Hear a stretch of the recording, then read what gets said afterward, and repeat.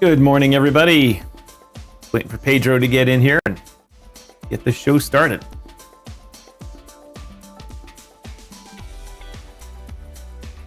I've reset up my comment section. If someone could give us a comment here, appreciate it. Check 1 2 on the audio.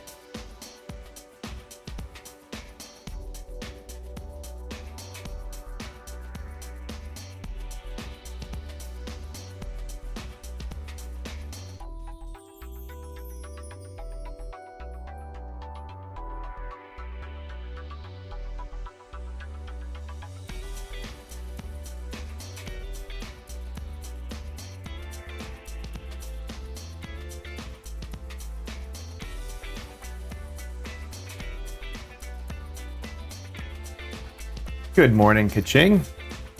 Good afternoon.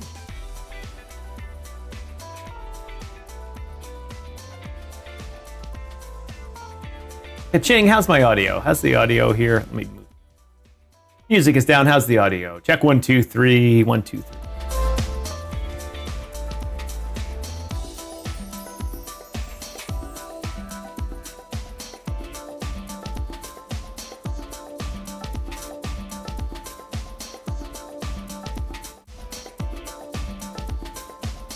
Welcome, people tuning in on Rumble. Appreciate it. Please share with your friends on Rumble. It's a good audience we're trying to crack.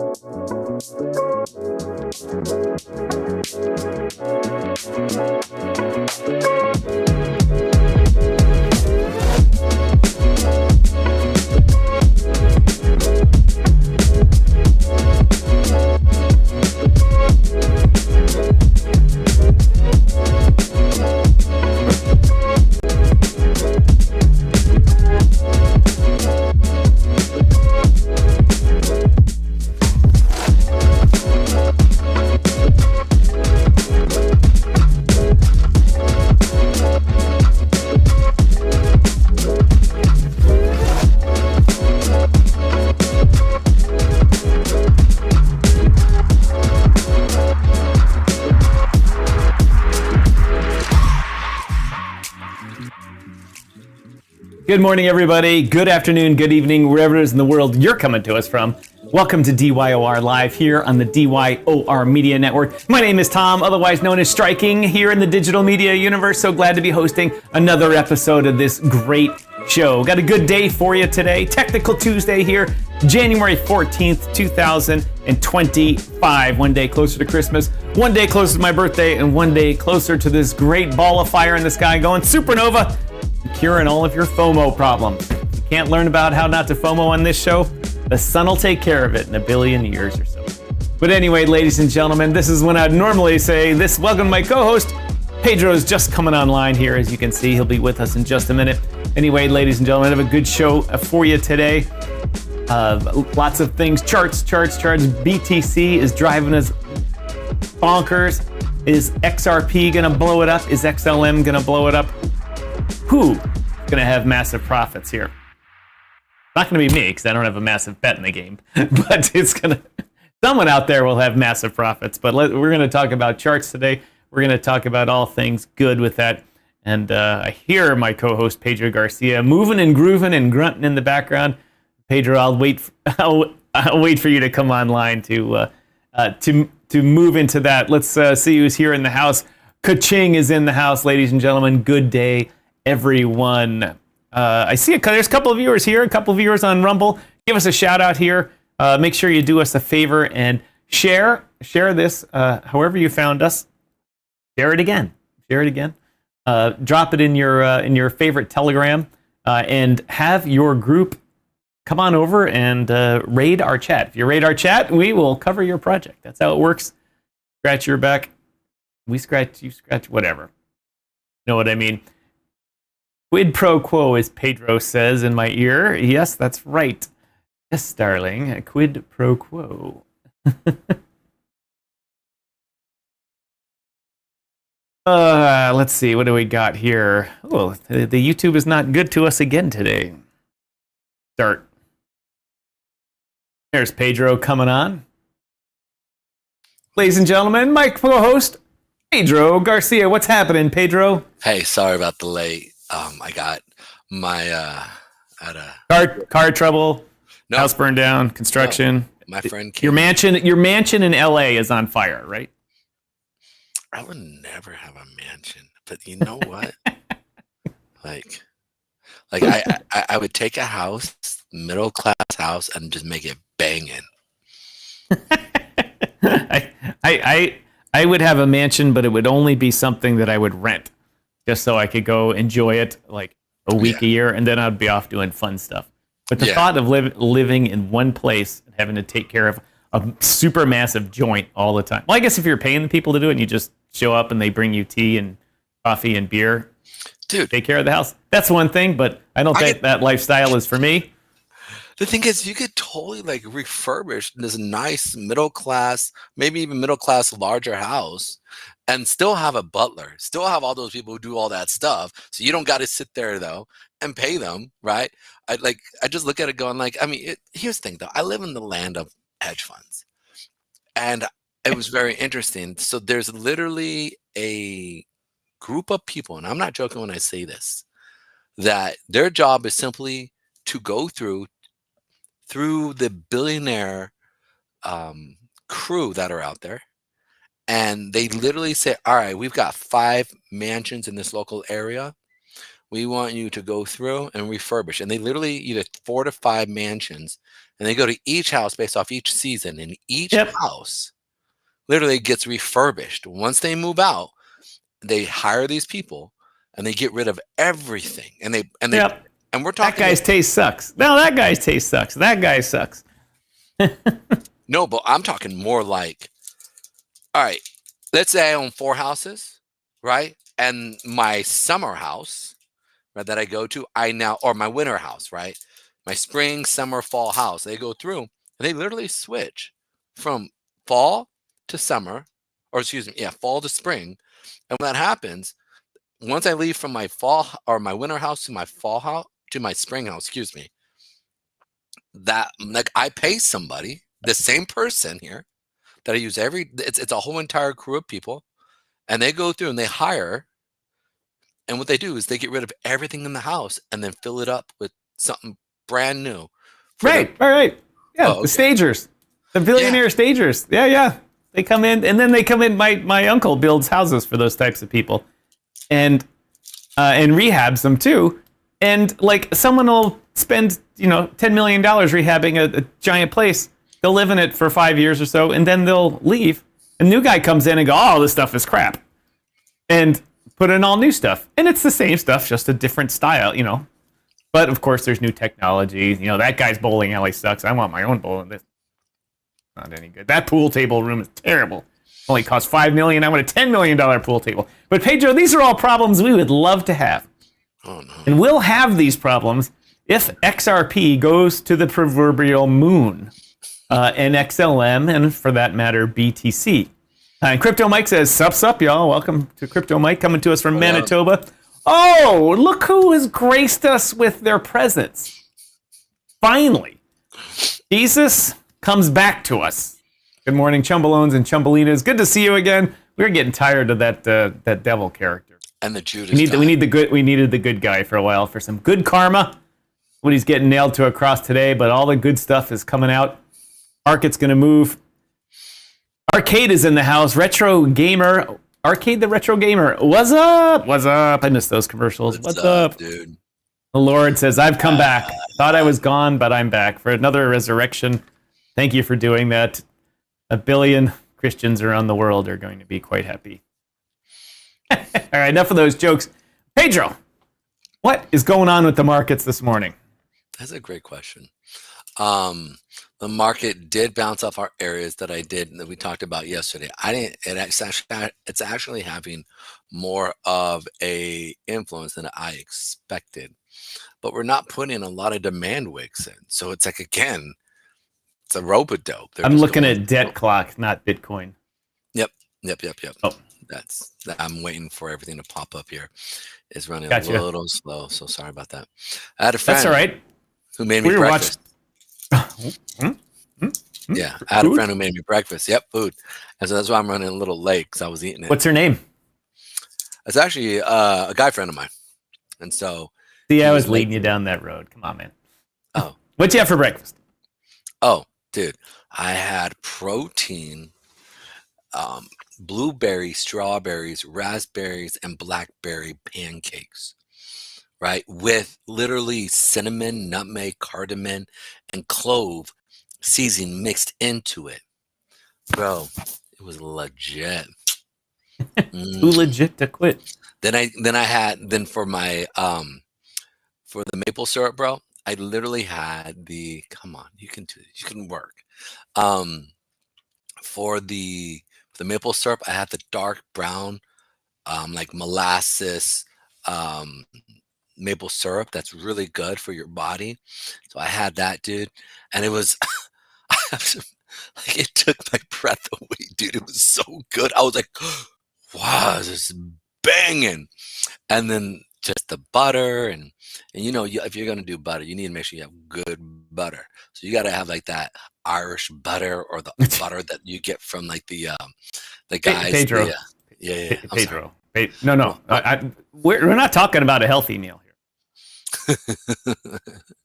Oh, I do believe you saying something on many different shows here that you're gonna get yoked up, gonna get all in shape and all that, and then you're telling me about different types of delicious butter.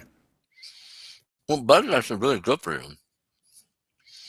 I would imagine in a very small quantity. I'm not thinking you used a very small quantity. No, it actually is. So, in a... Oh, wait, here, what kind of sidetrack are we going on now? Here's the thing. So, as Dr. Chuck here, who's very impressive... No talking with your mouth full. Let's prioritize this. Well, here's the thing. F Dr. Fuck with the mouth full.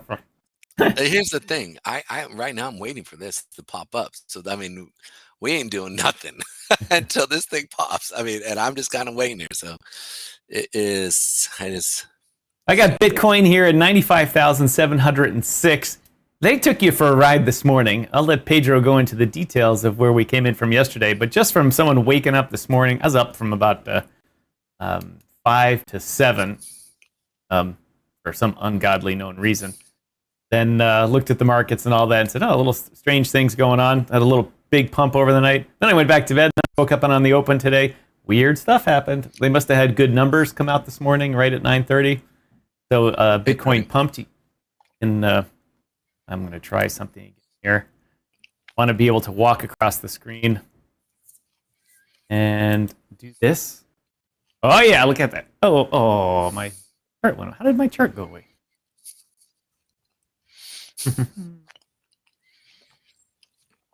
That button? This thing is not responding. Here on the open this morning at 9:30. Look at this giant pump here for Bitcoin. Boom, right up. I don't know, Pedro, you got to clue me in as you're a day trader. There was good news or bad news, or whatever the news was at 9:30. It caused Bitcoin pump like crazy. And then it immediately dropped off. So how many of these people actually make any money on this huge pump? It seems like seems like at least half just break even or lose their money. Actually, the statistic is 70% of people lose their money. When you chase the news like that, well, everyone knows that the insiders are already waiting to take your money. So it's rough. It's unless you had unless you had stops built in or limit orders, it just went up 25% of that candle and you opened and closed right away. If you held on to it and you're like, oh, it's going to moon, they dumped it within 5 seconds of you of that good news coming out. Yes. So remember, I always talk about if it's good news, expect it to first will go up, and then it will then sell off. And then, with that said, if it's bad news, expect it to sell off and then go back up. Because remember, the key is that there's all those fundamental traders who get into the market. Oh, it's starting to work now. There we go. Man, you got a slow browser. And sorry guys. No, I just got literally 1, 2, 3, 4, 5, 6, 7, 8, 9, 10, 11, 12 different markets actually on this right now. And so I have 2 sets of computers, but the other one is kind of messing up. So I put everything on this one. I'm just not happy with the amount of memory browsers are now taking up. You used to be able to have like 40 tabs open, all with charts on them and stuff now. Now, if they don't put it in the background and turn the memory off, it's your computer just the memory usage is unbelievable for some sites. There's so problem maybe it isn't the browsers that people are just getting lazy and programming websites so badly. Well, it also could be, I mean, there's so many good browsers now. It used to just only be 2. Right? But now you have like Brave, you have Edge, you have Chrome, you have like, and there we go. AI Alpha Wolf, hello fam. Hope you guys are having a great day. About getting that selfie stick. Pedro is now frozen, ladies and gentlemen.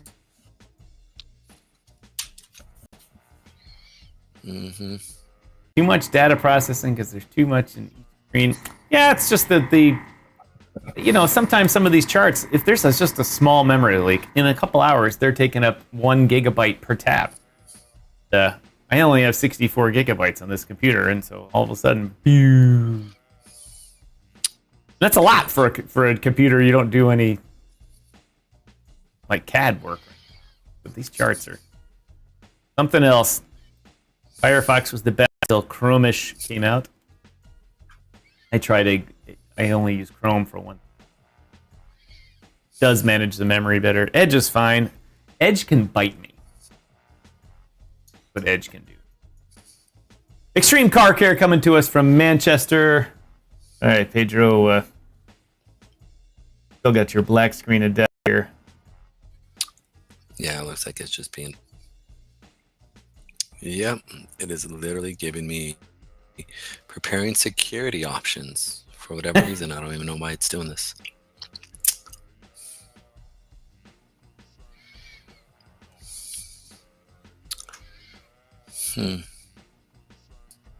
I once again have that construction going on. I thought I was going to be free of them, but they're going to be here all week. Chuck Jansen in the house. Welcome, Chuck Jansen. What's up, Thank you very much for joining us.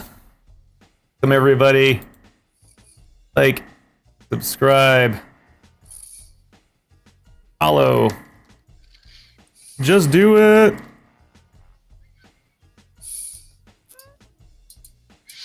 Alrighty, then I think it's starting now.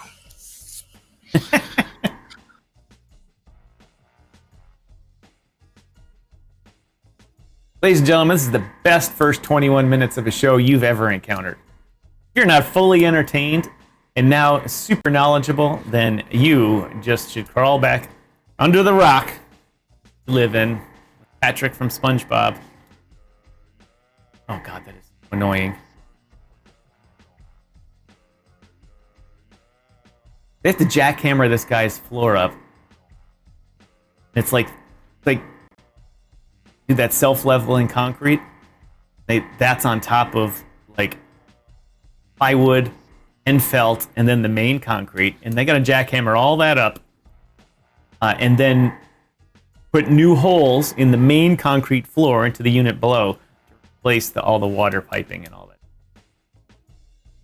And most annoying thing. It's more annoying than having 2 XYs. Possible or not. Anyway, who else we got in the house here this morning? Fire Chicken's in the house too. Fire Chicken, thanks for joining us on Rumble. Welcome everybody on Rumble, really appreciate it. Jeff Ledger in the house. Jeff, good news. Good news, Jeff. Today, it is not me with technical difficulties. Nope, no. It's my friend in the box here today. He's having them. He has that look on his face like he's flummoxed and is hating his computer right now. Anyway, but that'll come around soon enough. For everyone else, remember, welcome everyone. Please comment, like, subscribe, follow. Just do it.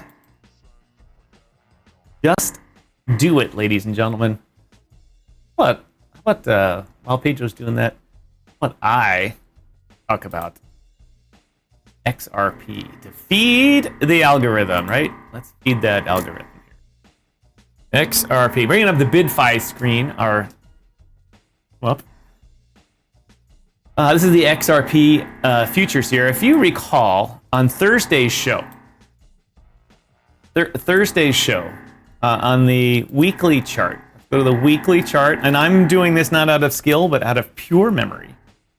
The weekly chart here, Senor Pedro said we were looking for 2 weeks in a row to close green. Let me see if I can get this up here. And properly do this here.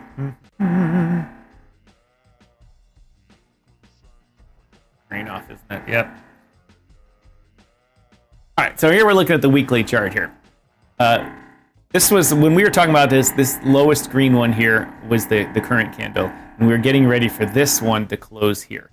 And Pedro said if it closes above, in the green candle above the previous week, we're going to see a pretty good pump. And Pedro drew a line to like $4 or something like that. I wrote it down in the great book of rugs here, and came back to it over the weekend. I said, "Hey Pedro, you were right." And XRP is starting to do that. And if you can see here, the volume has come back to XRP since its initial pump. It is dropping off, though. One of the things that I was hoping to see was that it was going to start another rise up, but the volume was going to stay up, too. And it doesn't look like we're seeing that. So one of my questions for Pedro later when he comes, gets his system up and running, again, will be, how is that going to affect the concept that... And I have Bitcoin on the screen. I can't always get it right. Let's fix that with the Ripple here.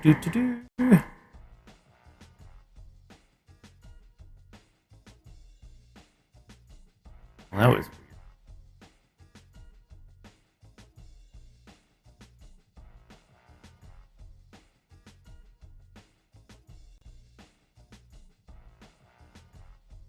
Why isn't my thing updating? Okay, Jeff. I am having technical difficulties. Let's run that again. Ripple. 6 is the price. There we go. Now it's updated. For some reason, my system doesn't pull in the XRP daily trading. But anyway, we can see we're at $152 billion for XRP. That's some serious cake right there. In market cap. It's gone up significantly. Significantly from the past couple of months or so. 2 months? When did it pump? But anyway, so we're looking for this to go further. And I very rarely trade XRP because I've always hated it. I just don't like the fact that they're pushing CBDCs in every market we could do. But now we can't ignore the obvious here that this pump and the volume that's coming has made this a much more interesting thing to trade, either up or down. But we're calling it going up because of its, or I should be calling it going up. I should say, Pedro pointed out that if it gets 2 weeks in a row green, it's likely to continue on that run. And so one of the reasons why I wanted to talk about that is that pretty soon here I'm going to be using our BitFi sponsor right below me here. If you haven't started trading with them, you should at least start trading in the demo mode to get some practice.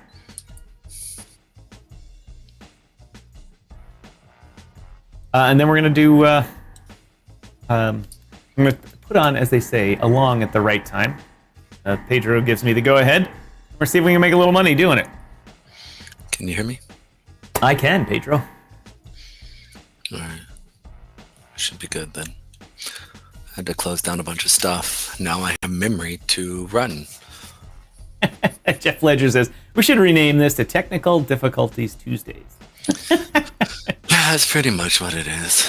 It is what it is. It is. Crypto Mike, get some fire chicken crypto. Alpha Wolf says, did you change your microphone or something this time? Something. It sounds metallic. No, I didn't. I didn't change my. I'm sure he's talking to me. Yours is always the same, Pedro. Right. You have that headset right near. It's always the same. It always sounds good. Robotic Tom. All right. Why would I be robotic? And let me look at my mic. Well, it could be that like there are times when they're not cutting rebar, and there are times when they are. That's true. I have the noise gate turned way up here, so you don't get this. I'm sure you all enjoy that. That is the greatest thing on the face of the earth besides sliced cheese. The concrete jackhammer? Oh yeah, I love it, dude. I go to bed with it in my ear. It's like sweet lullabies. The Lord and Savior says XRP. The Lord's long on XRP. Let's check out XRP because XRP did exactly what I said it should do if we were going to see it go up. Oh, look at that. All right, let's check it out. Okay, so I said last week on Thursday, or Wednesday, or was it Wednesday? Was it Tuesday or Wednesday? One of the two. I said the time we were red, and I said if we're going to see this, because somebody said, how will we know if it's going to continue? I go, it all depends on if we can close green on the weekly and close above the previous high, which is right here, or near the top. But I always like it when it closes above. Then what we want to see is a sell-off on Sunday and Monday, creating the demand wick coming down into this 8-period moving average. And I put down here, because at the time this was being created, and this was kind of sitting about right here. I said, we want to see this kind of come down to this level. And this would then create this demand wick for the week. So this would come down, sweep through the body of the candle, come and get buyers in the demand wick, and then see it go up because of the previous close of last week. So let's check out the daily. So here is Sunday. So this was Saturday. Here's Sunday. We see the sell-off. Then Monday, we saw the sell-off go down, creating the weekly demand wick. And then this, we should have went over this yesterday, dude, because this could have just skyrocketed. So it looks so epic. And I even looked at it on Monday after the show. I said, dang it, we should have. But it played exactly what we said. Look, Sunday, so we closed above all of these guys, came down first, pick up buyers into the previous demand wick right here. And we saw it just skyrocket in flight. Absolute delight. So there you go. That's exactly. So where is this baby gonna go? It should hit the next push up, that $3 mark.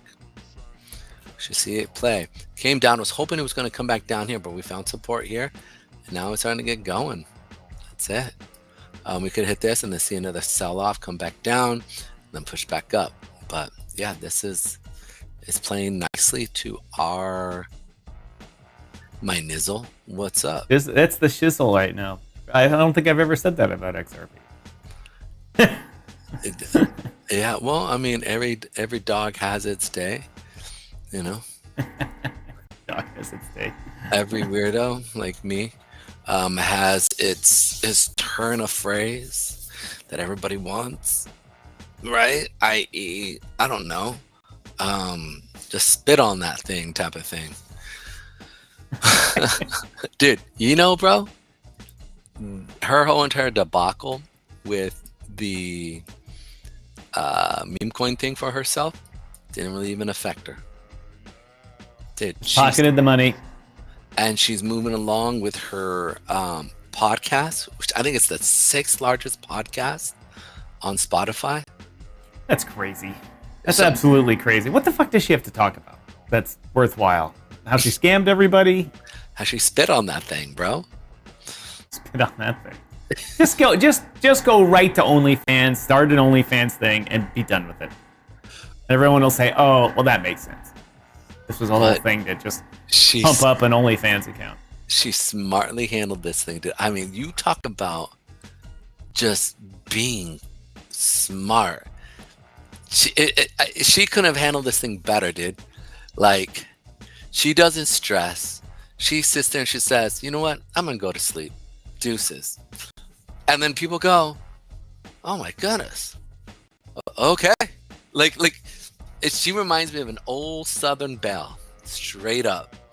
Her just nonchalant, like, what else can I do?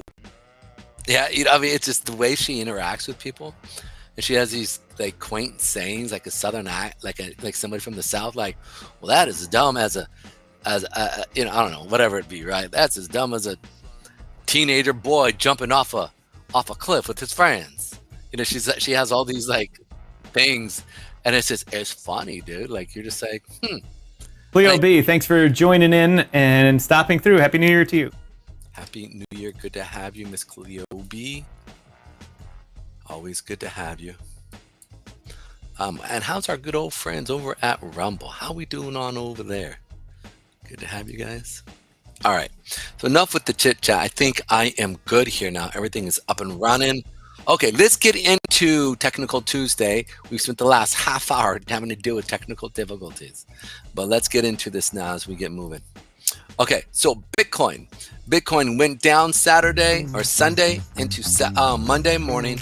Then we saw the bounce off. I said we could see it bounce off of here. I didn't think we would. I thought we would continue, but we started seeing volume really come in. We bounced off the 8, and now we're going. Now, I'm a little hesitant because we didn't go down today. So because we have more demand wicks than usual in this area, there's a lot of absorbing of like orders here that are happening. So it isn't necessarily really kind of putting down orders, but more or less like absorbing of orders. And so when I'm looking at this, I would expect us to see a sell off from here, and especially today. Like you said perfectly, like they brought in a bunch of orders, right? And if we look at the 4-hour, you can see here that they really didn't, like, it just went up and no real like resistance. We don't really see a push. So it all depends on this last 4-hour period here, which is going to pretty much end at the end of the day here. So if this thing does not find support with good volume, I would expect to see tomorrow a sell-off back down to these lower levels. And then from there, we could see there and see what's actually going on. Now, jumping back to our traditional things that we're looking at on our good old friend TradingView with the S&P 500. Okay, now, so S&P 500, we talked about this. Was it you that told me to put this on? You're like, look at this, how this works. I said, yeah and no, because like, with what works? Remember we had, this was a descending triangle. Was it you that had me put this on? Nope. Okay, maybe it was Patty. Pat is one of the guys I trade with in the morning. So like he was saying how sometimes it works. And I said, the problem is they do this type of thing. They sell off, push back up, and then they'll mess with you because they'll stop you. I'll make you go long and short all at the same time. That's why I don't like messing with like descending triangles or wedges. Sometimes like you can sit there and play the wedge here. Now it was a descending triangle and now it's a wedge. Right? Like that's my biggest frustration with these things, right? Like boom. You sit there and see how it's playing off of this, right? Boom. And then we can sit there and play this right here. Boom, where this was doing this. AI Alpha Wolf, I'm speaking right now without the construction in the background. Do I still sound robotic? Let me know, because the concrete jackhammer is potentially the robotic sound. So there's this period here where it's like, okay, you can see this was a descending triangle. And then from there, it switched up right now to a wedge. And I'll show the wedge here in a second. It is until it isn't. And this is the issue that I have with, whereas when I can sit there and look at where the real buyers and the real sellers are sitting at, I'm not going to sit there and get tripped up to play long or short games, right? It's pretty clear. So Patrick in the house. Thanks for joining us, Patrick. Triangle. We were going to wait. Boom. Now we have this wedge. Here's the wedge here that we're playing off of now because it switched its formation, right? So you can sit there and see it. But in the midst of it, how do you sit there and gauge what it's actually going to be? You can't. All you can really do is say, all right, where are the buyers and sellers sitting at? And then play the trends that play off of where it's most likely trying to go. So that's what I'm always looking at, is where are the buyers most likely sitting at? Where are the sellers most likely sitting at? That's what I'm always looking for. So you can see here, let's check out the monthly chart here real quick as we pull this up. You can see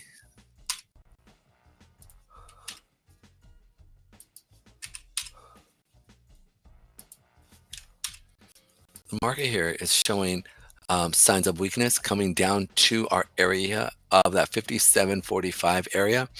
And we have a pretty good chance of seeing another sell-off down to 56.73 to the 56.39. Now the market is showing some weakness here, which is, I think it needs to, because we're really, I believe, kind of bloated here, really pushing up here. We went all the way up to 6,100. I've heard a lot of economists say we could potentially get up to the $7,000 mark, which would be absolutely crazy of a 1% move, because typically the market moves on 1 to 2% of whatever the trading value is. And that would be a 70 to 120, excuse me, 70 to 140 trading range on the S&P 500 on a daily basis. And that is, I mean, on a futures contract, that's $50 a contract. So like, you're talking like you have a potential just one contract, two contract move, literally, I mean, what is that? Like $5,000, like in just one day move, which is a lot. I'm just saying that's a lot of money. So I think it'd be nice if that money was in my pocket, but we don't trade S&P futures because we can't. Only you can, because you have the CME account. I hear that, but here's the keys. You need to understand, because we're dealing with institutions. So we have cyclical rotations, monetary cyclical rotations. Sorry, I was just referring to putting the money in my pocket. I got you, but you need to understand, if we're talking about Technical Tuesday, let's go and look over the whole entire market and see how it works, so that you can understand where the money is leaving and going. You can sit there and pull up charts and go, okay, it's going here. We could then potentially see it move over here.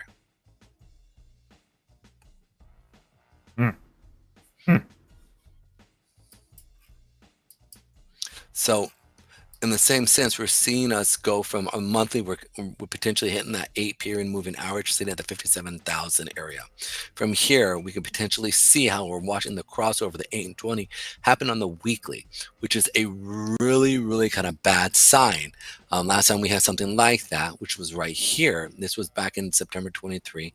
And we saw a sell-off from 4,400 all the way down to 4,100, which is pretty much a 20% pullback. Or was it 10%? Yeah, sorry, it was a 10% pullback because that's 200, I believe. Boom. From the peak, I believe it was 20. So 46 to 41, so 600, 410, about 15% pullback on the peak of the July of 2023 down here for a pullback. Potentially, this could be sent off another sell-off because of the US dollar being so strong. We either have two options. We have more than two options, but two primary options that I feel that's happening is that as the US dollar starts to push up from a technical standpoint, I'm sitting there and I'm almost getting ready for a lot of collapses to actually happen, because the rest of the world is it's hemorrhaging. It's literally hemorrhaging. We literally came up, we almost tapped that area of the 110. In additionally to that, we're watching the RBI. Boom.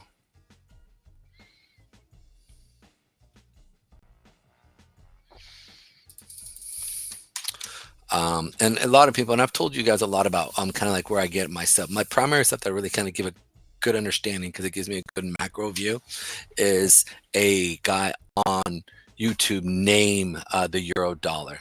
Okay, go through and watch him. He gives you a good analysis. He's kind of negative, pessimist on the economy, but he goes over all of the reports that actually happen, and it gives you a good analysis of like, look, no, this may be going up, but the reality is this is only going up because of numbers that are maybe they're putting too much faith in it, right? Like we have the job numbers that I talked about that were fake numbers, right? Because the reality is they're saying that we're having an increase in jobs during Christmas time and saying that's a good thing, that the economy is strong. But then what happens after Christmas with jobs? Oh, they get laid off. Or right, well, a lot of seasonal jobs for Christmas, that's for sure. And so all of a sudden, these job reports aren't necessarily correct, but that isn't really talked about much in a lot of these people that are, these economists. They will sit there and say, oh, we have good numbers and we have good numbers there. But they don't actually look at it. They look at it from a very This guy I got on my screen, Pedro? Yes. I have run into him, not run into him, I mean, watched a video or two on his channel, and he is very good at explaining things. Yeah, he's very good. But also, more importantly, what I like about him is that he also brings on different views, right? And then they have arguments, which is really good for us. So all of a sudden you get these 2 guys or 3 guys, or sometimes a panel of 6 guys basically yelling at each other. Well, you forgot about this. You forgot about that. What about this? And what about that? And all of a sudden you're able to see the merging of these people talking and coming, and you're able to get the truth somewhere in the middle point. This is why I never poo-poo arguments with people who are well informed and understand what's going on, right? Because you're going to get a great consensus that's going to happen here, and a meeting of the minds of kind of working out what would be. And that right there, in between that, the merging is where you literally have the truth that happen, and you can sit there and say, okay, these 2 smart guys who disagree with each other agree to this. So from there, you can actually base off of what's actually happening. Saving Crying Cat says, what's the ticker? Pedro was just talking about the S&P 500 right when you type that. Yeah, what's up, Saving Kenton? Wow, Saving Kenton. Saving Kenton? Save Crying Cat. Get those glasses out. Yeah, there we are. Probably should. Saving Crying Cats, thank you for joining us show. I don't recognize your name, so you must be a new viewer. Yeah, it's good to have you. Thanks, really appreciate joining us. And if you could, let us know how you found us. We're always interested in how new viewers found us. This is the DYOR Live Crypto Talk Show. It's Technical Tuesday. We're going over charts. If you want us to review something, let us know. Jen H in the house. Jen says, Pedro always does great. I asked him at the end of the last bull run where Bitcoin was going to go, and he was on point. Oh, Jen, what's up? It is good to have you. Yes. Miss JH, what's up? She actually really got a lot from me. She actually, when Bitcoin hit, so it was about 60,000, it dropped to 30,000 last bull run. And so we were coming up to the 20 period moving, or the 200-day period moving average with a supply area on the daily chart, bro. And she's like, where do you think we'll see what's going to happen? I said, we should go from the 30,000, bounce up. Actually, I think it was like 45,000.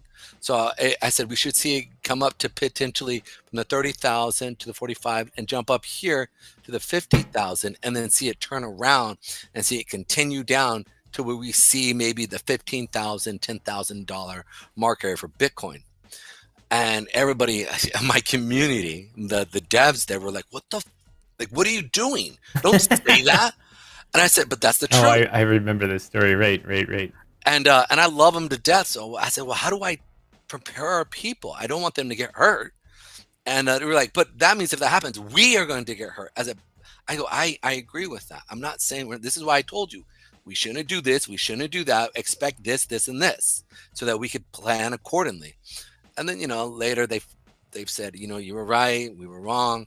And I go, I don't want to be right. We should have handled this so much better. Well, Jen, that's why people like Jesus, the Lord and Savior, say this man's name is actually Pedro Damas. Pedro Damas. That's right. I had that one queued up, Pedro. No, gotta go with that. Oh, I hate that. Lord and Savior, seasonal jobs is referring to just Christmas jobs, that type of stuff. And Jen H says hi to Pedro, but also gives a shout out to moi. Striking. Thank you very much, Jen H. Thank you for joining the show and following up with your friend Pedro. Really appreciate it. And tell all your friends. Tell all your friends there's a new show. Well, it's not new. It's 2 years old. But more than that. That was like me and you. It's 3 altogether. We have about 3.5 years. And then, All right, here we go. I got to figure this out. Where is... Oh, that's annoying. That noise. Oh, I turned my mic off. Jen, I have construction in the background here. That's why everyone's calling me Mr. Roboto. I've got a concrete jackhammer about 20 feet away from me in another condo. Annoying. But fortunately for me, the man in the box above me is capable of speaking at length.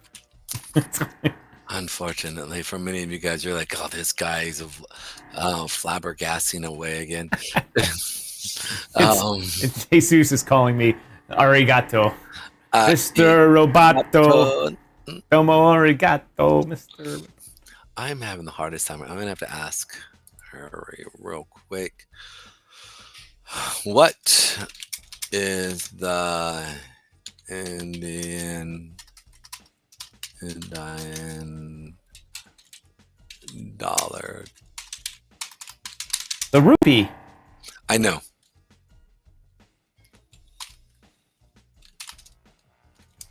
I'm making super fat bank today, Pedro. Yeah. I am up 70. I'm sorry, it's just updated. $98 on an XRP spot trade. Nice, dude. 98 whole dollars, and that was we'll say there's it's easy. Strangely enough, it's easy to move money from Canada to the U.S. You don't need to send wire transfers or anything. You just go into your account and hit a button and say send it to an American account, and it goes. If you want to send money from the U.S. to Canada, you've got to sign your life away that you're not a terrorist, and you can't do it online.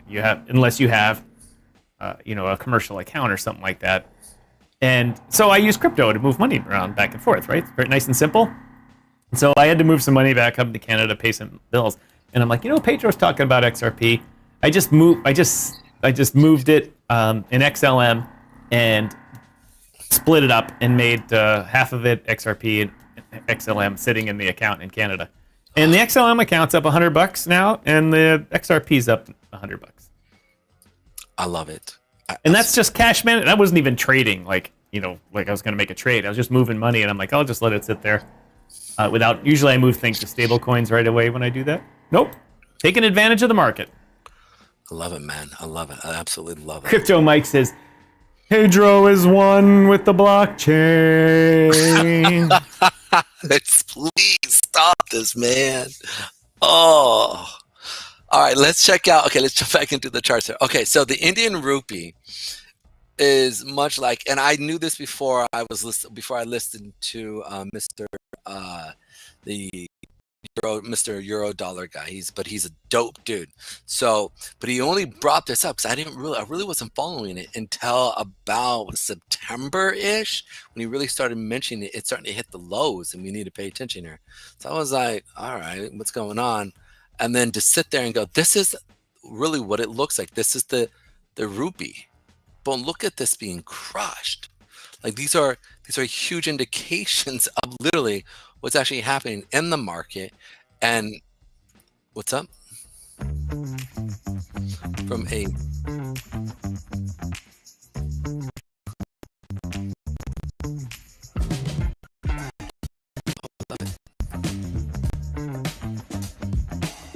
okay. Sorry about that, ladies and gentlemen. You're getting nothing right now. Let's you get our audio, but it's gonna take me a second to bring the video back. So Pedro, just go on with Okay, what you got. Oh wait, it just came back. Good morning. Good morning. Heard you cats on the crypto breakfast. Oh, what's up? Yeah, baby. Okay. Well, thanks for coming about, bro. Oh, that's okay. Yes. Yeah, man. Yeah. Thank you. Appreciate it. Hey, man, tell your community about us. Love it. Crying cats. And yeah, dude, I know I kind of really jumped into some details here regarding the market and what we see. Thanks for listening to us. Really appreciate it. Okay, let's go back into this here real quick. So this idea that we're seeing the rupee really starting to sell off, right? Which is kind of like the canary in the coal mines. In the same sense, if this thing keeps continuing, it's really going to start to push down on a lot of different markers. Now, the Chinese yuan offshore is showing some major strength. We're blowing through a lot of this stuff, which again is not good for China because people don't want to do business with them, right?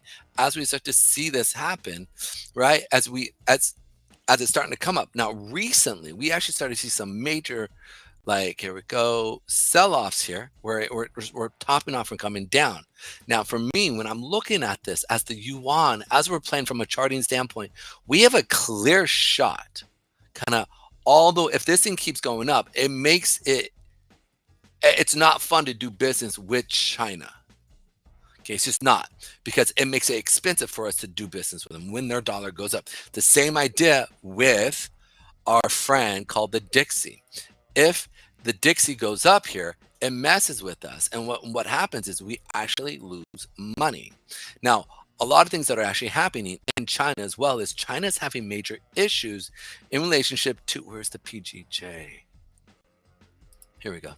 The PGJ, which is their stock market, okay, it's still at a low. Like, it's not doing well. Like, this is them, okay? You can see here that this is them not necessarily doing well. And so we're watching them really starting to kind of hemorrhage and really start to have issues. Now, this is important because we just recently saw what's actually happening with Russia and Bitcoin, right? And all the stuff that's correlating with that. So we know that there's major entities in China that are literally doing a lot of hashing, a lot of mining here, right? And so even though they've made it illegal, wait, is China legal again, or are they illegal? Yeah. Okay, there you go. Yeah.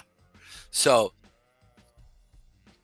yeah, so you can sit here and see that it's actually having an effect on certain aspects in their economy. Now, if people know that the yuan is having issues going up, trying to figure out what's going on, where are they going to go to? I would actually buy crypto. I would buy Bitcoin, because that gives some form of ability to buy outside of traditional ways of doing it, right? Especially through the blockchain. We know that China has created a blockchain along with Russia. And so there's this really kind of like this back and forth getting around the SWIFT system, right? While at the same time, kind of cornering the market of being able to buy stable coins that allows them to be able to make money literally on the US dollar, right? So this is something that we're going to be seeing come up with stable coins, and a lot of fighting is going to happen in Washington as this comes up. Now, but that's for another day and another time. Let's talk about the charts here. So we're starting to see weakness again come into the PGJ, which is basically their ETF. It's an ETF of their top stocks. Of whose top stocks? China's. Ah, it's like a Dow or a S&P 500. Yeah. But an ETF form of it. It's like it's like the spiders, right? Gotcha. The spies, or the QQQs, right? So you can see here that it's been consolidating, but we're starting to see it break through the moving averages again, and we saw a sell-off from last week into this week, going back up to where I think it's going to keep going down, where we're going to see the lows here. Now, again, that's going to put pressure for people to sit there and say, okay, our economy sucks. We're having a hard time. A lot of things are happening in China. Where can we find some form of alpha, where we can actually make some type of income. Like Tom here, didn't want to put his money just in a stable coin, so we put it into XRP and XLM, right? And that allowed him to be able to get capital appreciation. Whereas I think we're very much going to see that type of movement happen with China going into Bitcoin. Now, here's the thing.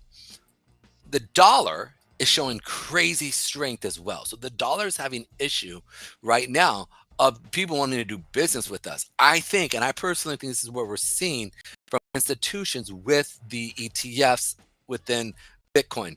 Right now, they're trying to buy off market so they don't do price appreciation in the institution. But ultimately, sooner or later, I think as the US government, if it makes a decision to create a real reserve for Bitcoin or a Bitcoin reserve, then you're going to see major institutions, I think, pull money, and it's going to sound crazy, pull money out of the dollar and put it into Bitcoin. I talked about earlier, before this even happened, right, how we would start to see bonds and Bitcoin kind of merge together, right? And so there's going to be this period of where you have this great capital appreciation as city nation or nation states start to really vie for the limited amount of Bitcoin. So you're going to see these huge appreciation. But when is that going to happen? I think we will see this happen when institutions stop buying on the when we'll start to see this happen, when we start to see institutions buy on the open market to pick up more Bitcoin, much like what Michael Saylor does. Right now, they're not doing that. They're being smart and picking it up pretty much in the back markets. So this is what we're seeing right now. Now, jumping back now, you're like, I'm trying to have you guys see all this so we can see how it kind of interlays. Where is the money going? I'm looking for liquidity, right? And so there's always this type of thing that I'm looking for as this is happening. So where's the liquidity? And it starts to do this, and all of a sudden it starts to play like this, right? Versus going like this, right? As that's happening, you got to see where the money's going. But as this starts to go slower and we start to see it now, you'll start to see it kind of play back together as the money starts to flow again like this. So I'm using this as an example to sit there and engage which way is the market going and where's the liquidity being played at. So down here, I believe as the market starts to see a sell off from this month into next month, the US dollar's just got to come down. It has to if the rest of the world's going to be able to survive well. Okay. Or they're going to have a crypto Bitcoin. Everybody's going to have to agree to Bitcoin being the world's reserve. Did I lose you? Yeah, I lose you.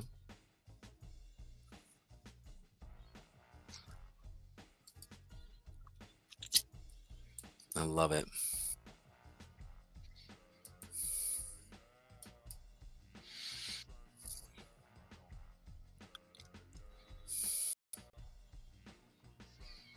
Ladies and gentlemen, just stick around for a second while my computer recovers from whatever freak out it just had. It was running right at 100% CPU there, and there we go, we're back, Pedro. Oh, what's up? Next Level Cash. Good to see you, bro. Next Level Cash loves the TNA. Oh, and technical analysis, too. Dun-dun-dun. I hear breathing, laugh out loud. That's funny. Oh, that was good. That's funny. Okay, so here's the thing. So let's check out NVIDIA. You're like, what? Why do you care about NVIDIA, Pedro? Because NVIDIA creates the very cards in which the blockchains run on. Right? Yep. And so based off what they're producing, what's actually happening, it's going to be really interesting. So I've talked about NVIDIA coming down to the 109 area, potentially the 92 area, and it kind of even be a Hail Mary if we could see it come down to that $76, $75 mark. If we see this mark, then you will see some pickup in compute. I think NVIDIA is definitely being smart. They're not giving all of their tech information out, and they're being smart in what they're doing. So I think if that starts to happen, we could see some major jumps in NVIDIA, where as it starts to sell off. Again, the next part that I talked about it happening is coming down to the 119 area here. So that 119 for the 200-day period moving average is a significant point for me as I look at this, as well as that 109 area. These two areas here, if we come here, I expect to see some major news that correlates with the blockchain and a lot of the AI NVIDIA cards are going to be coming out as we start to move forward. So as that happens, again, we should see a bump in transactions happening in the actual Bitcoin. Now, the CEO of NVIDIA talked about literally how they're going to start tokenizing everything. Everything's going to be a token.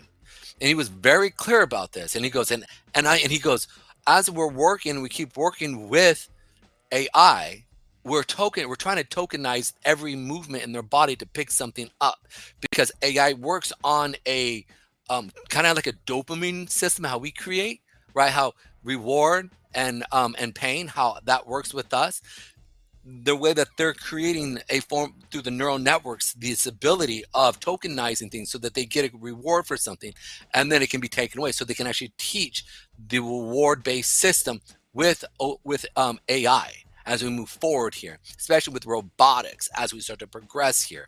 Now, this is important because if we're seeing some major stuff happening in robotics, as we start to see what's happening here with NVIDIA, AI, all of, we're going to see a lot of the money come into crypto. And I think the basis that they're going to use for a like a base, will it be Bitcoin? Well, and I was watching this video going like, oh shoot, kind of playing different scenarios that we could sit there and see. And again, I know this sounds nuts, but Bitcoin potentially could become that base within, just like with a lot of AI happening in the very beginning, right? Remember Sophia, the AI humanoid, right? Yep. That was built on literally the Ethereum blockchain. Like they built that on it and got things up and running from there. So it's one of those things that we could see everything kind of move transaction-wise, either to Bitcoin or Ethereum or some form where they can sit there and tokenize the actions within AI, right? And then we can literally give or take away rewards and get it to do kind of what we want it to do as we keep building forward here. So it's really interesting to see here. Now, let's go in. We've talked about Bitcoin and its movement and the kind of the macro movements here.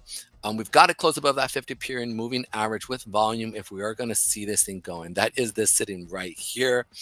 If not, then I would expect to see another retest of the 89-period moving average as we come and tap this. But it's got to close up that with volume. Let's check out Ethereum here. Ethereum has really been playing nice with us. So as it came down into our area here, remember I told you that as it sold through, I said, we should come down to this lower level here. All right, so we saw it consolidate, push back up, hit a higher time frame.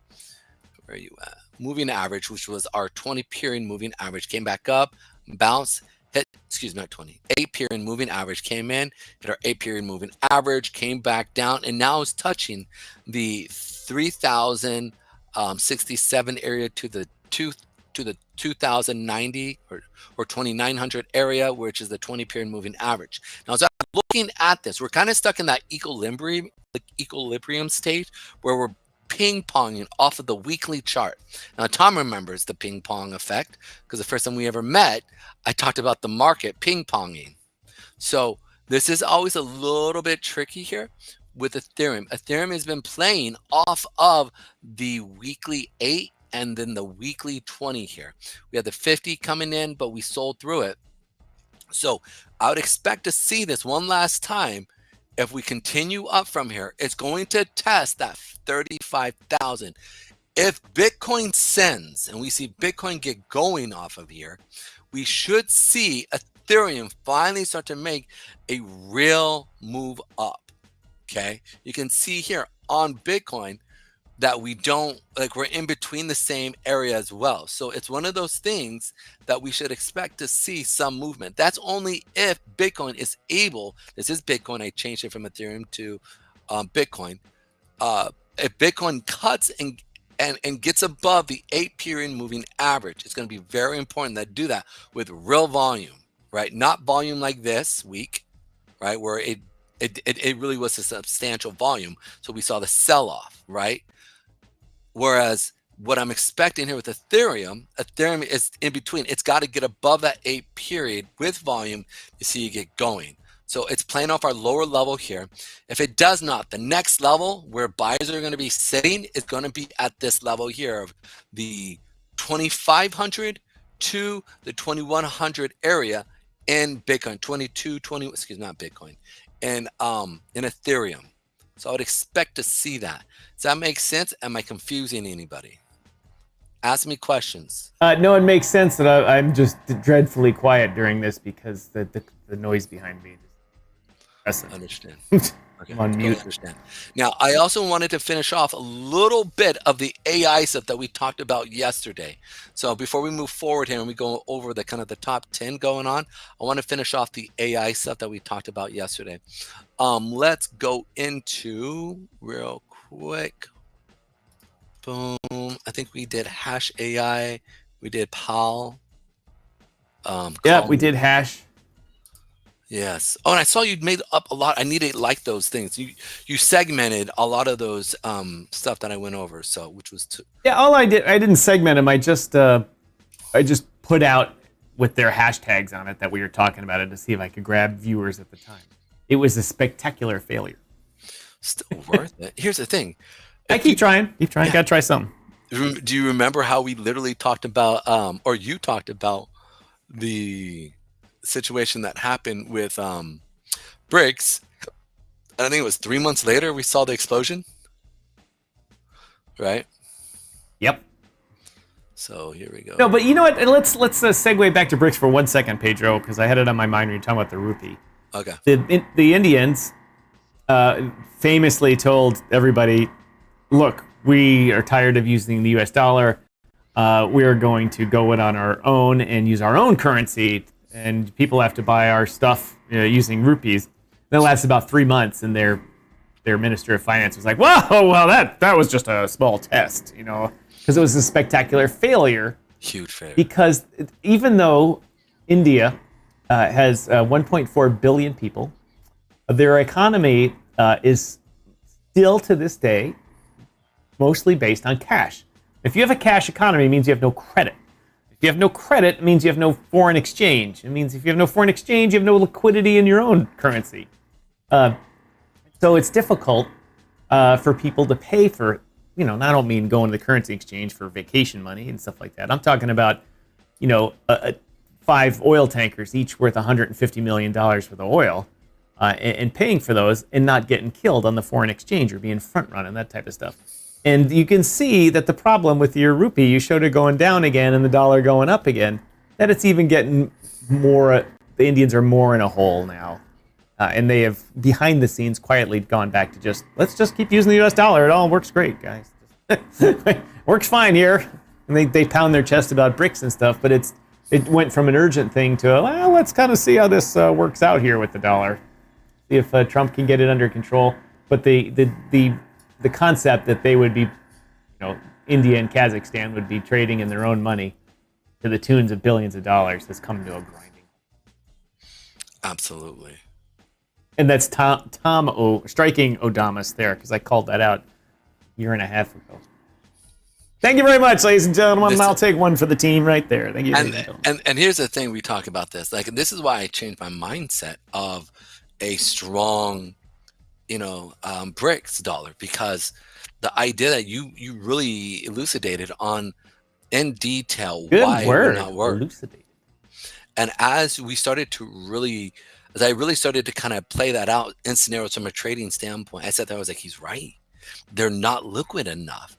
And the reality is as I was really playing it off, it's like, how are they going to really allow for one country to really trust another country? And in additionally to that leader of not running off with the gold, not running off with a lot of the physical assets that you accrue within trade, right? And this is where you really just hit hard on of like nobody trusts each other. I don't think she really trusts Putin. I don't think Putin. They don't trust their right-hand man. Those dudes fall out of hotels all the time. Mm-hmm. Oops. Remember over even Xi had his kind of the chairman emeritus of his group hauled right out of their version of Congress. Yes, I remember this. Just he's like, nah, we're done with this guy. Just had the police come, took him away. Never seen him again since then.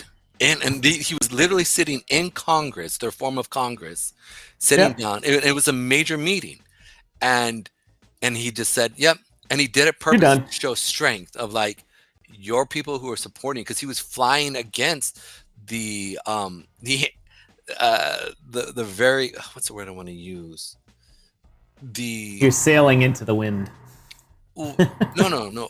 His, not just that, but I mean, she very much uses authoritarian moves, and much like a dictator would, even though he's the president, right? If you talk against what he has to say and his views, you get no chance of recourse. Your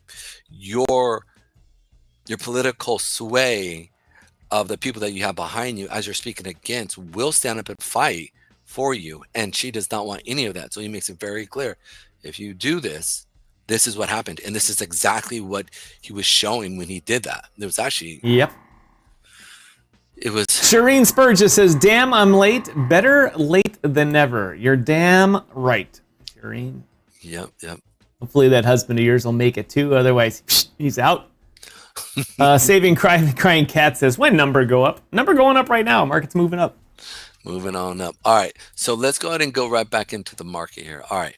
So as quick shout out to Carmen Crypto. Thanks for joining us, Carmen Crypto. So this is TARS AI, which is TAI, as in their ticklish symbol. I like this actual area. It's finding actually good support here on this weekly area here. I'll go here real quick. TARS, that's his name, the robot from Interstellar. I was trying to remember that yesterday, 2 or 3 days ago, or maybe last week on the show. I'm like, the robot from Interstellar. TARS. Oh, that's why they named it probably there. So this is going to... we were talking about the honesty rating and the humor rating. That's how they set TARS up. I like it. All right, so TARS is right here. It's pretty cool. Yeah, we were talking about that's actually really interesting, and it's all literally based off of the Amazon marketplace, which is really, I was like, oh snaps. You heard it here first. Oh snaps for TARS. All right, come on.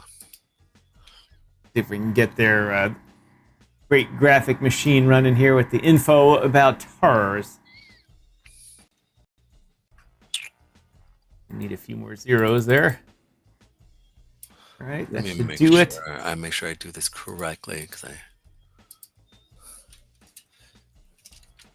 TARS TARS AI.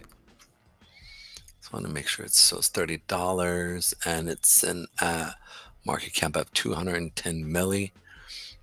Let's go ahead and jump back here. All right, so yeah, it's 30, and that's 30. All right, so it's the correct one, it looks like. So $177 million market cap, and about $6.5 million traded in the past 24 hours, up about 7.2%. Oh, 0.7%, sorry. Absolutely. So we've got a couple areas here that you can play off of, and I'm going to place this right here, so that...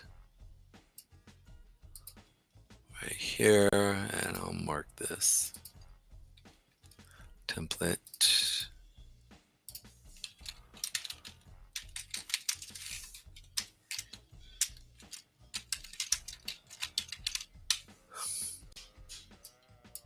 TARS Protocol is an AI-driven, scalable Web3 modular infrastructure platform designed to empower projects with cutting-edge artificial intelligence solutions and one-stop blockchain as a service products, something or other. TARS aims to bridge the gap between AI and Web3 worlds by providing a unified platform for AI-powered tools and services, enabling organizations and individuals to effortlessly transition from Web 2 to Web 3. Yeah, I'm guessing that's bullshit, right? Yes. So looking at this here real quick, as we're moving into these levels here, I'm more, what's the word I want to use? I want to play attentively this, because this, again, we could see TARS sell off down to this level again, or we could see it come back down to this lower level. And that's what I was going to put. This is text, not weekly, this is monthly. Monthly. So I like this lower level here. Monthly. So come down and tap that 8-period moving average, which is sitting about that 21 cents, and potentially kind of coming back down. If we start to see really pick up steam, right, I would expect to see it then come back down to this 200, but also that 13-cent area. Now this, I'm hesitant that we're going to come down to here. This is a really powerful thing. This would cut itself, and right now, as Bitcoin is starting to show some strength, right now, this right here, we could see TARS really pick up steam here and push it up. So I like potentially the ping pong effect that you could be playing right here. You have really, just as we're consolidating here, right, and we're seeing volume drop off to the seller volume. This is one of those things that I don't know if it's going to sell off to these lower levels here, like that 21 cent, or kind of just sit here and kind of pander until it really picks up. So we'll see what happens, but something to be paying attention to. I like this lower level again, but if we see volume step in, we're here on TARS, I'd expect it to see it continue up to these higher levels then after that. But it all depends if they're able to, get some huge amount of marketing happening and bring in new buyers, or the new buyer or the old buyers just basically start accumulating and really get it kind of start to put in some higher highs and higher lows. Now let's check out the next one here. It's going to be Wallin, excuse me. I believe that one is mooning today. Oh, really? There we go. Boom. Oh yeah, definitely. It's definitely mooning. Definitely. Perfect too. It's on the weekly. Look at it, came back down, tapped the 8, or almost tapped the 8. So it was literally setting up to pump. You can see from last week, you see that amount of volume coming in from last week, overpowering the week prior. Oh yeah, dude, this is straight up banging right here. Then yesterday, we literally had it. I wish we would have gone into this. Yeah, I would have been like, all right, if we close green today, expect tomorrow to explode. Not explode, but get going, because you can see that the sellers were weak. And then they tried to push it down, but could not continue it. And then they pushed it up. What's the market cap for Wallin? 29, we'll just call it $30 million market cap. And in the past 24 hours, traded $4.5 million in volume. Crypto Lifer was talking about this one a lot, and he called that thing out at, I don't know, much lower price than this, at like $1 million market cap. Oh, wow. You really got a 3. Not necessarily that he called it like, oh my God, I'm an influencer. It's like, hey, this chart looks good. And and they've been watching it ever since, and they have watched it fatten their bags. Absolutely, right here. Once it got above that 8, you started seeing volume come in right here. You know, I've got your screen a little cut off. I can't see the volume. I can just see it on the green on the big pump. Unfortunately, the scroller is got blocked there. You can see right here. So this is really. There you go. This is where he's saying that he was seeing it really starting to show strength here. It came back down, and boom, pump up, come back down, pump up, come back down. Example. So this thing. So there should be a nice pullback here soon. Well, you know, it depends, because you can see it's going to be 2 legs up or 2 days up, or we're going to see a type of leg like this. So I think this this is the type of like what we're actually kind of we should be expecting, because it already pulled back, kind of pulled back in spring. So the next one, I mean, literally, you could see it hit up 50. You could see 50 cents. And this thing starts to cash out because it's only 30 mil, so it's still low. I imagine this thing could hit $1 billion if you have Crypto Lifer playing it, announcing it. A lot of people watch him, like us. Right. I want to say as many as us, but a lot of people do watch him.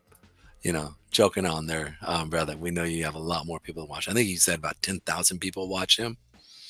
Yeah, he has 10,000 people cycle through his show every day. Today he had 3,000 at one time. That's what's like up. concurrent. I know, it's crazy. It is what's up. One day, Pre-chum loans have given us the most we've had at once was 100 and some. which is awesome. And it was when we were, I think it was one of the XRP episodes. Not episodes, we just happened to be covering it, and someone must have shared it in the XRP family, and we exploded.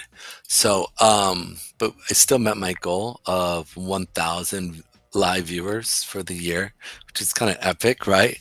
That we actually accomplished that. epic, yeah. My goal this year is 5,000. If we can get 5,000 viewers in one show, that would be awesome on one time. All right. I was telling somebody, a friend of mine who's on a television show and hosts a television show, that we met your prediction or hope or prediction of getting to 1,000 people, and I said we had 1,000 people watch our show, and I said small but growing, and they said oh, we just had our market share come out too, and I was like, oh, what was your share? And they're like, oh, it's a 5% share of the market. And it's a show based on the economy, and I was like, wait a minute. I'm like calculating in my head, and 5% share. I said, I'm thinking that's a few 100,000 people, and they're like, yep. I was like, okay, that's a little bit bigger than us, but you're a real television show, not a crypto streaming show.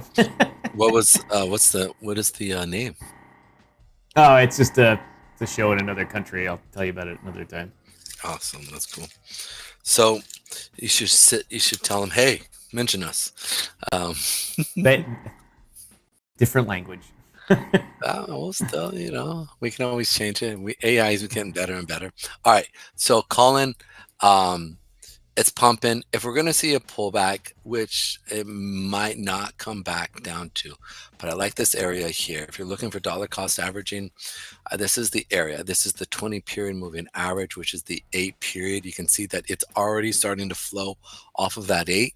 So I'd expect it to see it push up, come back down, hit that 8 again, push back up, and just continue in that manner until it breaks the 8 and gets down to the monthly 8. So that's right now, that's how we're playing off of here. And let me put up there we go. So I'm going to put this here and make this a monthly chart. Text monthly trend line.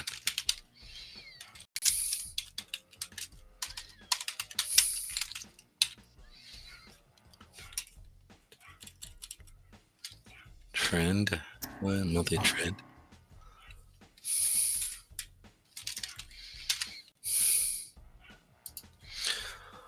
I hate dogs. I mean, I love dogs. I just hate it when they're annoying. I like the big dogs. You know why I like the big dogs? Because they don't yap. They're just like, oh, like if it's only they only bark. Trust me, I agree with you. Oh, this one over here. You guys have heard it a million times. You're just like, oh, did you smack it? That's my hand. That's what you want to do, but you can't because they're only 10 pounds. So. Well, I would never. You just accidentally bump it sideways. It's like a tremendous blow. But I mean, it's a dog, bro. You don't hit a dog, bro. What are you doing? There are times when you have to whack the dog's ass when it is doing something wrong and it needs, as they say, a slight correction.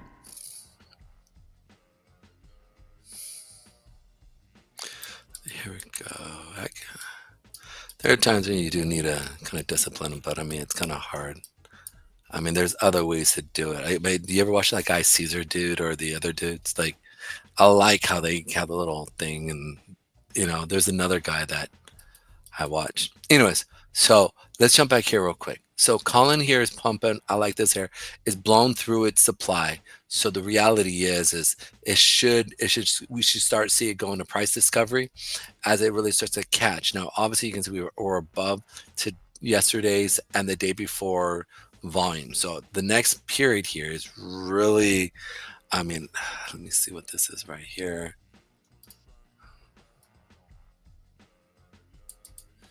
Use this here.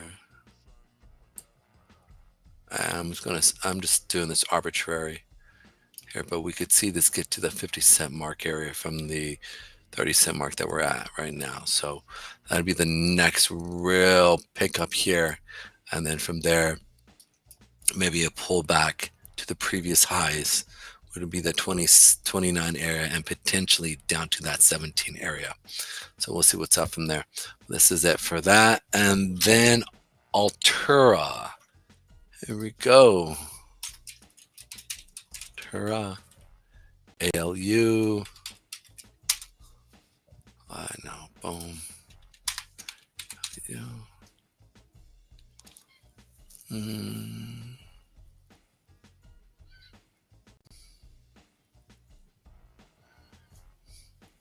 So we're at Gate AI, or Gate IO is actually the most volume on this. So this one we actually played a while back ago. So you can see here on Altura, I said right here would be an area of a bounce. We saw a bit of a bounce. Then I talked about our lower area here, which hit 2 cents. Talk about a miss, bro. 2 cents.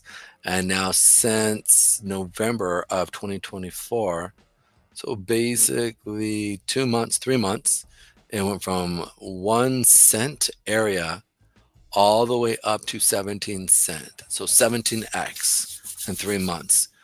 And so that's a nice little pump there, man.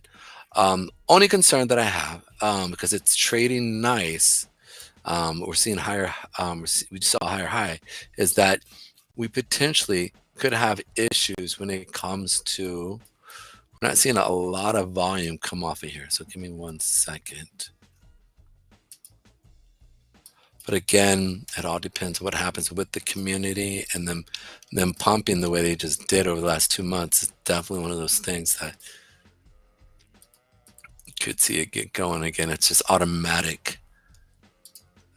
It's just literally automatic people coming in and wanting to buy your project.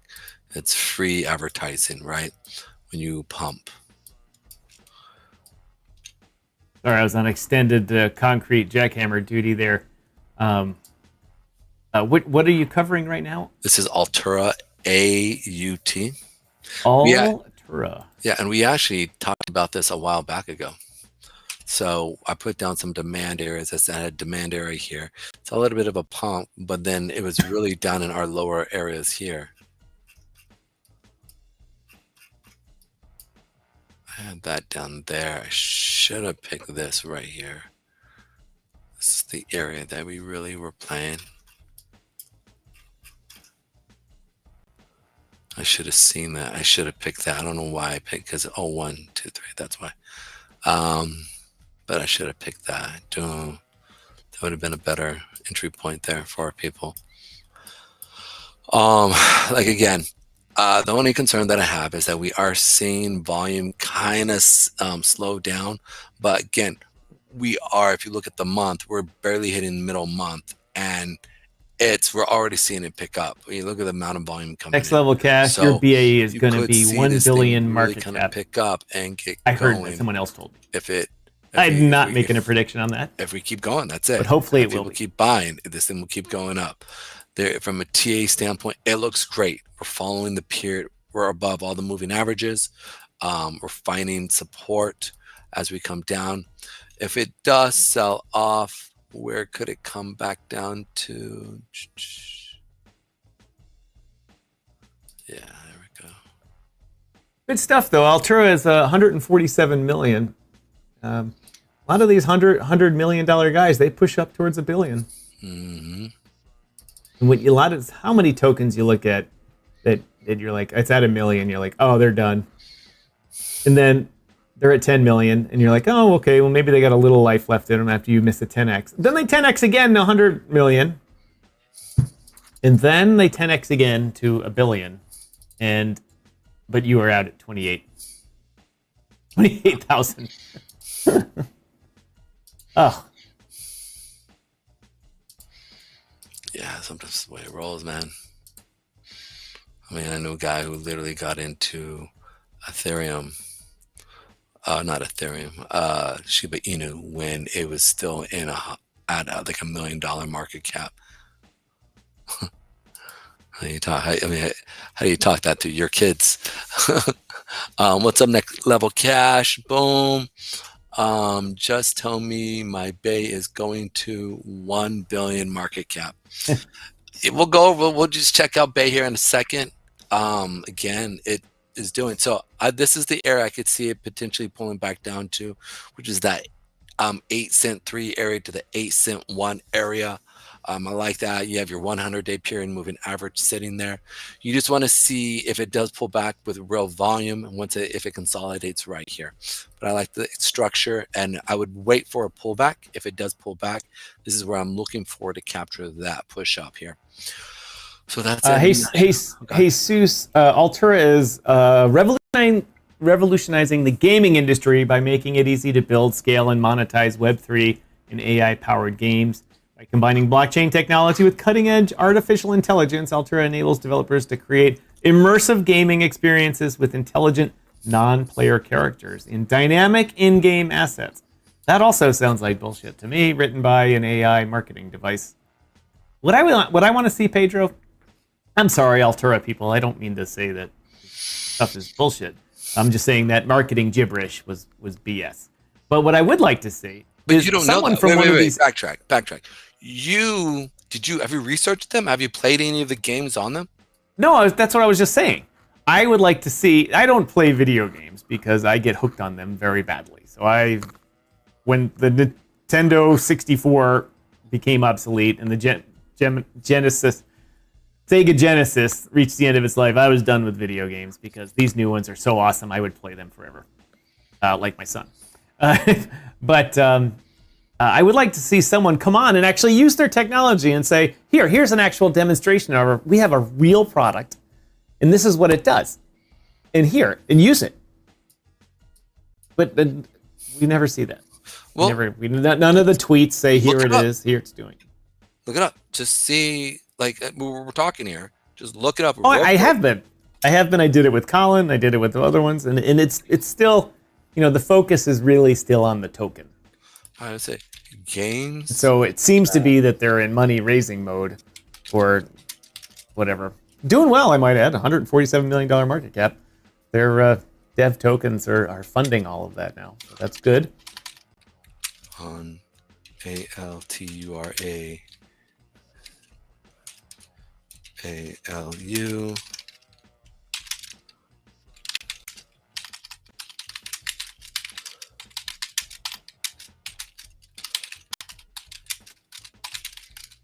I have about 10 minutes left here, Pedro. All right, cool. We're going to finish up the top 10 here real quick.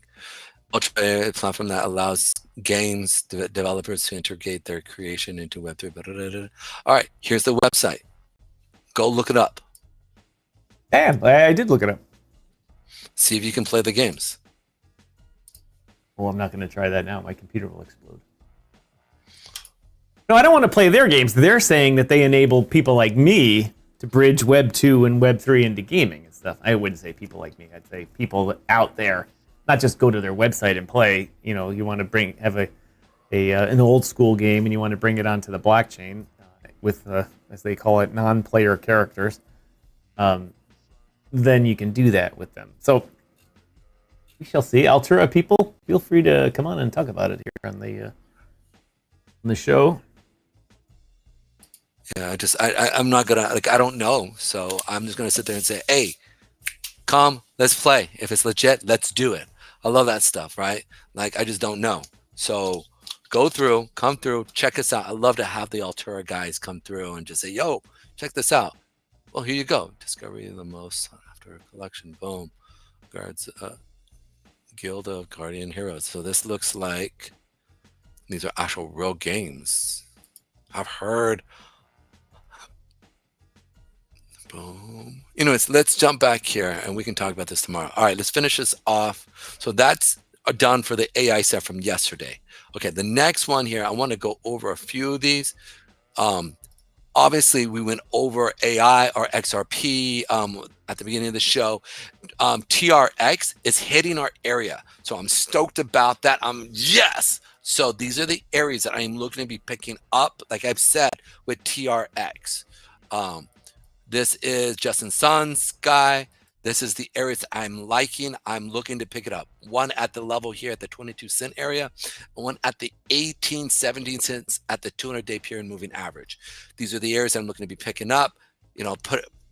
Quickly you could buy, $100, $50, whatever you want to do. This is financial. This is not financial advice, but something that I'm looking to be picking up at these lower levels, and even potential if it even comes down to the 400 of the 14 cent. That would be a dream boat for me.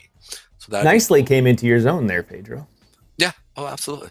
Of course. That's right. I'm not trying to be arrogant. Mr. Modest. No, I'm not trying to be arrogant. You don't need to make excuses like that. We all know you're sitting there on that throne, Pedro, saying, bow down in front of Pedro Damas. Okay, that was a stretch. That was like, it's not me. If anything, I'd say somebody else get up there because that ain't for me. I'm more of let's go have fun and hit some surfs. I hate no throne. I mean, listen, I make a horrible king. I love people, and enjoy life. All right, so here's the thing right here. So Doge is showing some strength here. We talked about this area. I honestly thought that we were going to play more in this level. We came down to this area here. I was hoping that it would come down a little bit further, but I said this area here is a strong area. So I would see this. And that's exactly what we're seeing. We're starting to see some buyers step in. The biggest key is this, is what is the 50-period moving average going to do? Is it going to hold us down and keep us in this range between the 50, which is 37 cents, to the 29-cent area? We don't know yet. So I got to see more of a conviction play, but I like it though, because Doge is getting set up to go up again. So it just depends on when it's going to happen. Is it going to sell off here to this lower area again, to that 27-cent area, or potentially to that 20 cent? I highly doubt it if it's going to hit that 20 cent, simply because I was more of a hope, a pipe dream, but we'll see what's up. But I'm definitely looking to be buying up here, because I think we could see literally $1.40 to a $3 Doge, right, in the future here. If not this bull run, most likely in the next. So it's really important to be able to be looking at that $2, $3 market. But I very, very much think we're going to see that this bull run. Matic, let's check it out. So Matic sold off to our area here as we started to come into, this was a flip zone. Boom. I thought we were going to push up. This is where I'm wrong, right? Is that I was wrong here on Matic. I thought we were selling off to go back up, but we're dropping down here on Matic. So this level here, if we cannot get above this 8-period moving average, which is sitting right here, then we should see it come back down to the 38-cent, 34-cent area here, and potentially come back down to that 30-cent area here. So be looking, if you like Matic, to be picking up as we start to dollar cost average down at these lower levels. If we cannot, the key is if we can't get above the 8-period moving average on your daily Matic. Okay, that's it. Let's check out ADA. ADA showing strength like Bitcoin. We're seeing it play up here. Cardano, which was really interesting, was taking a lot of heat last few months here, is really starting to show just some strength here. More importantly, we're seeing volume really start to even pick up as we're mid-month, and we're already almost encapsulated the previous month seller volume. So if we start to see this continue up, expect to see Cardano most likely get back up to that $1.64 area. Okay, it all depends. Cardano's sitting right at $1 at $35 billion market cap. But Pedro, they only traded $1 billion with, which is a lot of money. But it's 1/35 of their market cap, where we've seen a lot of the other ones trading 25% of their market cap. Yeah, I mean, 40% of their market cap, that type of stuff. So To me, that's a little weak. Cardano is taking their time. I should say Charles is taking his time launching his Midnight Protocol zero knowledge wizardry that's about to come out and take over the world. Everyone's waiting to see if he can follow through on it because they want to throw shade to Cardano really badly, but he's just sitting back saying, just wait, everyone, it's going to be awesome. We shall see. What's next? All right, check out Solana. Solana. So we talked about the 200-day period moving average coming down here. We came and tapped it from last week, and it's that 173 area. I am expecting us to see us keep following the 8 period. Again, it's got to get above the 8 period moving average with volume. We've tapped it, and we're starting to see a sell-off correlate with us. So if Bitcoin starts to go down a little, I'd expect to see Solana follow through on that. That's this area. I like it at 156, 155, and I love it at 131, 131, and we're marrying at $92. If Solana gets down in that $92.79 area, we're marrying. It's on like Donkey Kong. Boom. So exactly.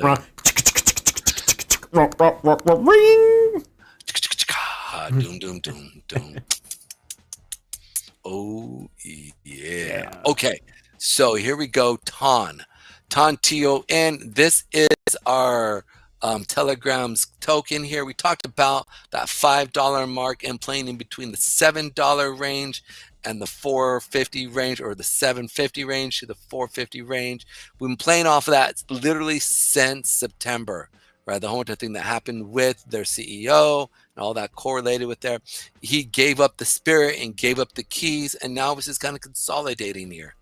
You talk about a potential world-changing coin, that would be this coin. So if they keep it and keep moving it forward and things start to get tokenized, and Trump says to the CEO of TON, hey, buddy, you're over in France. You want to come over and build? That would change things. And then he would be able to be the one who could literally rival Zuckerberg, which is kind of, he needs him. By the way, if you guys haven't saw the Joe Rogan Zuckerberg interview, you need to. You need to. It's very good. It's a very good thing. And it's finally very good, dude, to see Zuckerberg speak like a human. Yeah. Well, no, he doesn't even speak. That's the wrong word. He doesn't. He speaks like a strange person. But is to answer questions properly instead of that BS he normally gives at congressional hearings and things like that, where he makes emotional statements. Raw. He just sounds like one of those woke characters from California. Oh, he is a woke character from California. But it's good to see him make the turn and say, oh, look, we have this other guy as president for the next 4 years. We'd better get rid of that crap. Well, I think... move on. The fact that he got some tea in his system, like, I think is going to be very interesting, because the reality is it's literally changed his personality, which is what it's supposed to. I've talked about this numerous of times here on the show, that Americans have low T. This is statistically backed. What do you mean by T? Testosterone. Testosterone is what builds that strength in a man of saying, no, this is not, this is who I am. I ain't budging, and this is where we're going. This is where I'm trying to lead people that follow me, right? That's that idea. And testosterone helps build that within a man.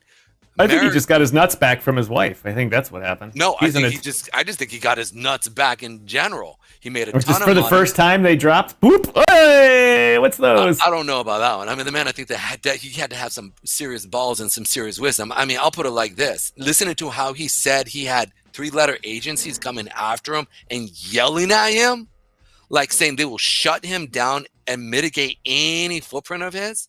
Dude, that takes a lot. And this, you know what that tells me? Sorry to interrupt you, but that tells me that Elon is gonna, in his Doge and Ramaswamy, it's gonna be the night of long knives. That's exactly what. And all those departments are gonna disappear. Just poof, gone. Dude, I literally thought the same thing. I literally thought Zuckerberg talking on here literally had to literally make the ears like, oh, right, the wolf ears of Ramaswamy and Musk go, what the F? Like we already saw this stuff, but nobody ever just came out and said it. And when Zuckerberg came out and said it, it was like, what? So the reason I'm bringing this up is you have TON here.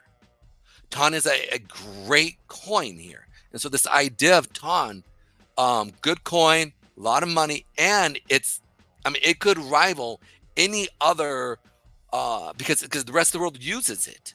I mean, if Zuckerberg comes, I think it'd be smart either for Zuckerberg or Musk to come and buy it. It'd be smart for them to do it. It's a decentralized system. It's very open. It should be taken over by some American company. It needs to, right?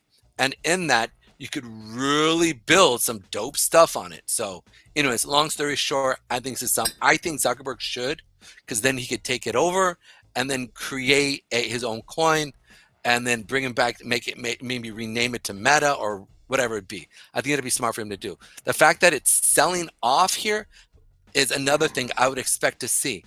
It all depends on if it holds at this 40 or 49 or $4.90 to $5 mark area. So it all depends on where we're going to go there. I want to see volume step back into here and see it pick up. I want to see it get above the 8-period moving average with volume and continue higher highs and higher lows. So that's in a nutshell. I wasn't able to cut through everything. Let me finish off with Shiba Inu. Shiba Inu is literally selling below the 8-period moving average, trying to get up. It's having a hard time.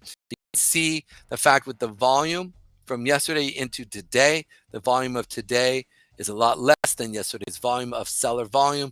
So I think we're seeing kind of the come down from Shiba Inu down to this lower area of potentially the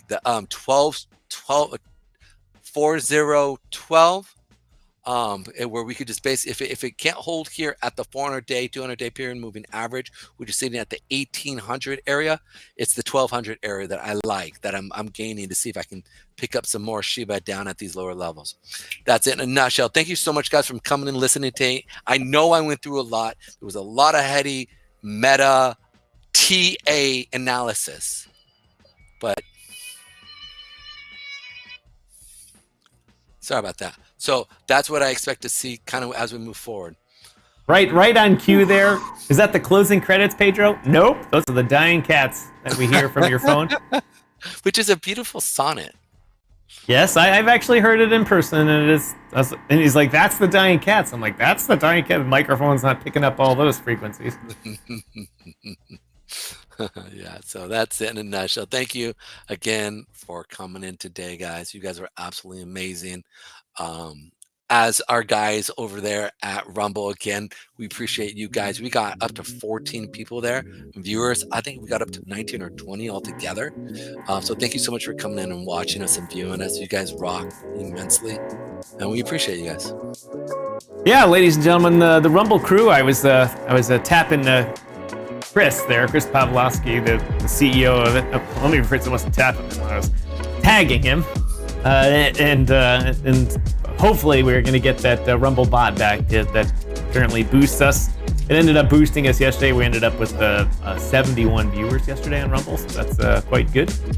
But anyway, thank you to everyone on Rumble for joining. Remember, you come and watch us for a daily crypto talk show, Monday through Thursday live here on the various streaming platforms, including Rumble. And then Friday on X, we do a full rant Friday in which we invite all of our viewers to come and chat with us online and complain about whatever they want. In crypto, there's plenty of shows where you can talk about trading strategies, but you can come talk with those of us, or just complain about your ex-wife or something like that, or whatever's going on in crypto. And as they say, meet the hosts of the show.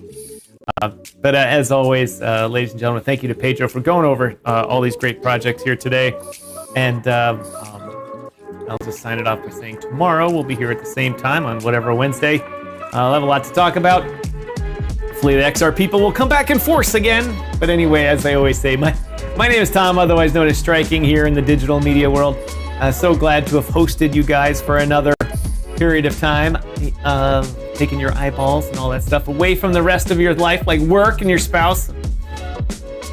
Join it with us. Anyway, Pedro, thanks for a good show. We'll see everybody tomorrow, so be there.